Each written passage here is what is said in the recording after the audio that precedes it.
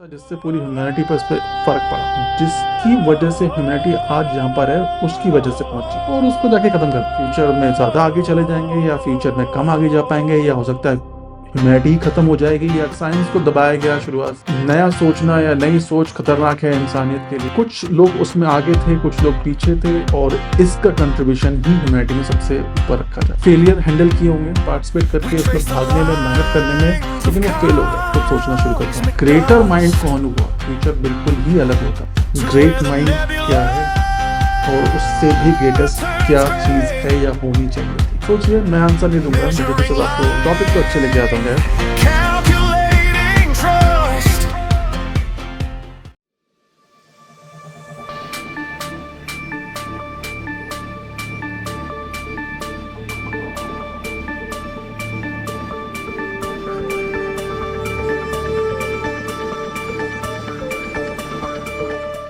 Hello everyone, so this is my next video. I hope you already saw the last video, that is the pacing autopsy, and hope you liked it or not. I don't know, but I hope you're gonna think about it and start exploring into what it is.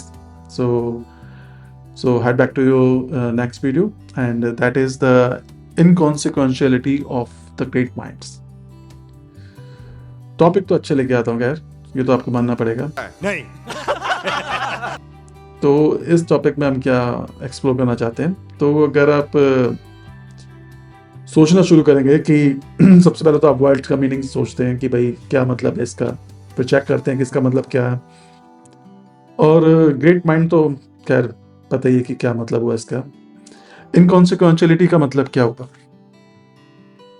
तो पहले तो बताता हूँ कि इस video को बनाने का रीज़न क्या है, क्योंकि बिना रीज़न के तो आप देखने का मतलब नहीं बनता।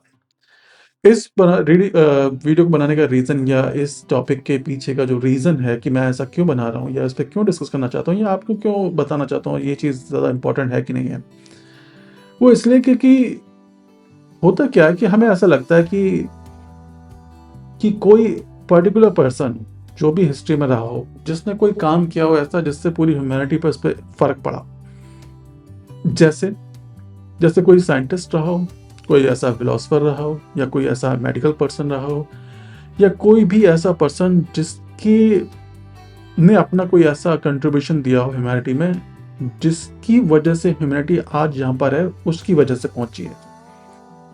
तो मैंने जब इस पर सोचना शुरू किया कि वाकई ऐसा है या होना चाहिए या इसके पीछे भी कोई अलग रीज़न हो सकता है, अगर मैं सोचना शुरू करूं तो मैंने सोचा कि अगर बाय चांस, जैसा कि मूवीज में दिखाते हैं या डिफरेंट सिनेरियोज में ऐसा बताया जाता है कि अगर हम पास्ट में अगर कभी जा सके, वैसे तो पॉसिबल नहीं है, जैसे कि मैंने वीडियो में बताया भी था द रियल टाइम ट्रैवलर्स के बीच में वीडियो में मैंने बताया था कि पॉसिबल नहीं है, लेकिन एक सोचने में क्या जाता है, सोचते हैं कि बाय चांस अगर हम पास्ट में जाते और पास्ट में जाने के बाद अगर हम उस साइंटिस्ट या उस पर्सन को जिसने बहुत बड़ा कंट्रीब्यूशन दिया हो ह्यूमैनिटी में और उसको जाके ख़त्म कर दें या उसे मिटा दें, या जिस काम में वो लगा हुआ है, जो चीज़ खोज में, डिस्कवरी में या इन्वेंशन में लगा हुआ है, उसे बिगाड़ दें उसे किसी तरह से, और उसके बाद उसको इस कंडीशन में छोड़ दें जिससे वो चीज़ वो ना ढूंढ पाए, ना कर पाए, ना बना पाए, किसी भी तरीके से, किसी भी रीज़न की वजह से,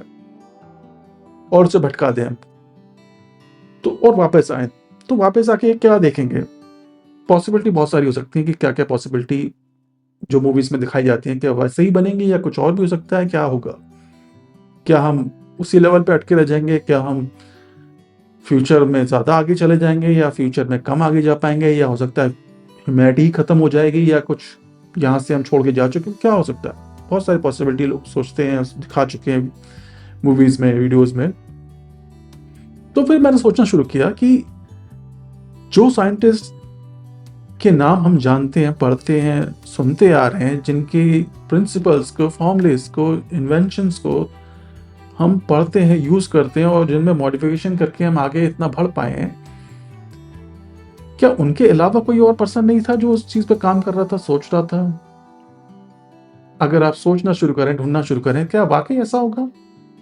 और ये भी हिस्ट्री का पार्ट रहा है कि साइंस को दबाया गया शुरुआत से या किसी तरह की नई चीज़ों को दबाया गया शुरुआत से, कि नया सोचना या नई सोच खतरनाक है इंसानियत के लिए, या ऐसा भी बहुत सारी चीज़ें में दिखाया गया है पुरानी मूवीज़ में, अगर आप देखोगे तो जानने के लिए कि ऐसा कई बार हुआ है कि ग्रुप ऑफ पीपल ने ऐसा किया हुआ है।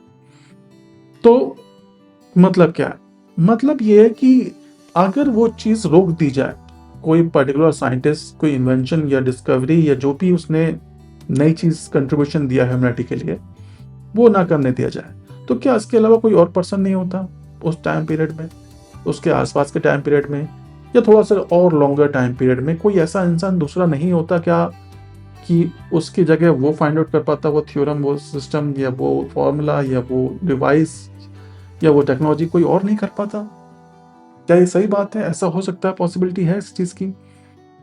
आपने अगर आप सर्च करना शुरू करोगे तो आपको बहुत सारी ऐसी चीज़ें आपको मिलेंगी, कई सारे मैथमेटिकल चीज़ें, फिजिक्स के नियम, formulas, devices, concept, principle, theorems, जो एक ही टाइम पीरियड में या आसपास के टाइम पीरियड में एक ही साथ कई सारे जो माइंड्स हैं, जो उस टाइम पीरियड में या किसी भी टाइम पीरियड में थे, उस चीज़ पे एक साथ एक्सप्लोर करना शुरू कर दिया था उन लोगों ने, सोचना शुरू कर दिया था, सॉल्व करना शुरू कर दिया था, फाइंड आउट करना शुरू कर दिया था, बनाना शुरू कर दिया था। और कुछ लोग उसमें आगे थे, कुछ लोग पीछे थे, लेकिन होता क्या है, जो सबसे पहले उस चीज़ को लोगों के सामने प्रेजेंट कर देता है, उसका नाम छप जाता है कि भाई इसने ये चीज़ की डिस्कवरी करी, या इसने ये चीज़ को इन्वेंट किया, या इसने ये चीज़ समझाया, अबे जल्दी बोल, कल सुबह पनवेल निकलना। और इसका कंट्रीब्यूशन ही ह्यूमैनिटी में सबसे ऊपर रखा जाएगा। इसका मतलब ये हुआ कि जिन लोगों ने इसके अलावा, जिन लोगों ने मेहनत करी, इसके अलावा जिन लोगों ने पता नहीं कितने तरीकों से उस चीज़ को फाइंड आउट करने के लिए कितने फेलियर हैंडल किए होंगे,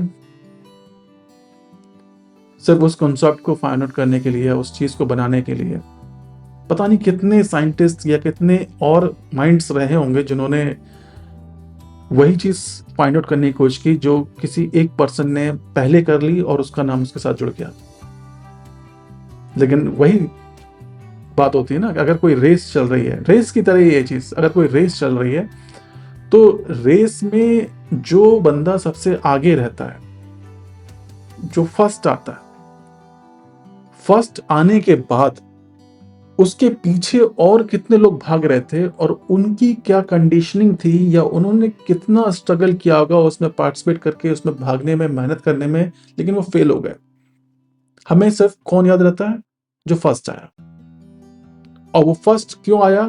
क्योंकि अगर वो नहीं होता तो कोई और बंदा फर्स्ट आता, वो नहीं होता तो कोई और बंदा फर्स्ट आता, क्योंकि उस टाइम पीरियड में इतने सारे माइंड्स जो है वो इन कॉन्सेप्ट्सों पे सोचना। बाई चांस अगर मैं उन टाइम पीरियड के लोगों को पूरी तरह से हटा भी दूं, तो क्या कभी ह्यूमैनिटी में ऐसा नहीं होता कि कोई टाइम पीरियड में कोई ऐसा बंदा होता जो इन चीज़ों को एक्सप्लोर करना शुरू करता है, इन चीज़ों को फाइंड आउट करना शुरू करता है?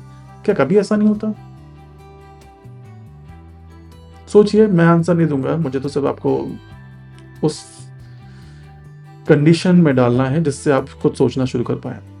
क्या कभी ऐसा नहीं होता? तो फिर मेरे दिमाग में ये कॉन्सेप्ट आया, या एक तरह का पॉइंट आया कि मैं, क्या वाकई ऐसा है? तो फिर ग्रेट माइंड जो हम बोलते हैं, वो सिर्फ उसी को क्यों बोलते हैं जिसने वो चीज डिस्कवर करी है, फाइंड आउट करी? इसके अलावा शायद जिन लोगों को हम जान भी नहीं पाए, जिन लोगों ने पता नहीं कितने और चीजें ढूंढ ली होंगी, लेकिन क्योंकि वो चीज नहीं ढूंढ पाए जो चीज के ऊपर बात चल रही थी उस टाइम पीरियड में, वो चीज नहीं फाइंड आउट कर पाए, तो उनको कोई नहीं जानता। तो ग्रेट माइंड या ग्रेटर माइंड कौन हुआ? जिसने सिर्फ वो चीज ढूंढी जो उस टाइम पीरियड पर रिक्वायर्ड थी, या जिसने वो चीज ढूंढ ली जिसका उसे खुद भी अंदाजा नहीं था कि उसने और क्या क्या चीजें फाइंड आउट कर ली जो ह्यूमैनिटी अभी जान भी नहीं पाई है। तो ग्रेट माइंड्स तो हम जानते हैं, लेकिन ग्रेट से भी ऊपर जो ग्रेटर या ग्रेटेस्ट माइंड्स जो हैं हिस्ट्री में, कि शायद अगर उन सब की रिसर्च या उन सब के कॉन्सेप्ट या उन सब की इन्वेंशंस अगर आज या उस टाइम पीरियड पे सामने आ चुकी होती, तो आज जो फ्यूचर आप देख रहे हैं वो फ्यूचर बिल्कुल ही अलग होता। और आज के बाद या आज में जितनी रिसर्चें और इन्वेशंस या जितने भी कॉन्सेप्ट्स आ रहे हैं, अगर वो भी सारे सभी के माइंड से जो आ रहे हैं वो सारे के सारे एक साथ लोगों के सामने प्रेजेंट किए जाएं, तो हो सकता है फ्यूचर कुछ और ही। लेकिन प्रॉब्लम ये है कि हमें सिर्फ एक ग्रेट माइंड ही दिखता है जिसने सबसे पहले वो चीज़ सामने लेके आया। बाकी लोग जो बैकग्राउंड में थे वो हमें नहीं दिखते। तो मेरे लिए या मेरे हिसाब से सिर्फ किसी पर्सन का नाम इम्पोर्टेंट नहीं होता, वो शायद पूरा का पूरा एरा जो है या वो जो पूरी कम्युनिटी है ग्रेट माइंड्स की, चाहे भले ही उन्होंने वो डिस्कवर किया हो, ना कर पाए हो या ना कर पाए हो, लेकिन वो पूरी जो टीम थी जो भले ही दुनिया के किसी भी कोने में लेकिन एक किसी कॉन्सेप्ट पे अगर वो काम कर रही है, तो वो शायद सारे ही की लोग उस काबिलियत उस ग्रेट माइंड के डोमेन में आना चाहिए रादर देन सिर्फ एक पर्सन। तू समझा? हाँ। नहीं, तू समझा नहीं। और मैं ये हर तरह की चीज़ों के लिए कह रहा हूँ। अगर मैं किसी कंपटीशन की कह रहा हूँ, किसी गेम की कह रहा हूँ, तो शायद उस रेस में जीतने वाले के अलावा उसमें दौड़ने वालों की भी उतनी ही कंट्रीब्यूशन है, क्योंकि अगर उन दौड़ने वाले नहीं होते तो आप किन लोगों में से उसे फर्स्ट बोल रहे हो, जब वो लोग ही नहीं रहोगे, अगर एक ही पर्सन रहेगा तो इस चीज ने मुझे सोचने में मजबूर किया कि ग्रेट माइंड क्या है और उससे भी ग्रेटेस्ट क्या चीज है या होनी चाहिए थी। अरे कहना क्या चाहते हो? सिर्फ एक थॉट था जो मैंने सोचा आपको थोड़ा सा इस पे डिस्कस करूं। हे भगवान, ये क्या हो रहा है? मेहरबानी करके मुझे समझाइए, मेरी समझ में कुछ नहीं आ रहा है।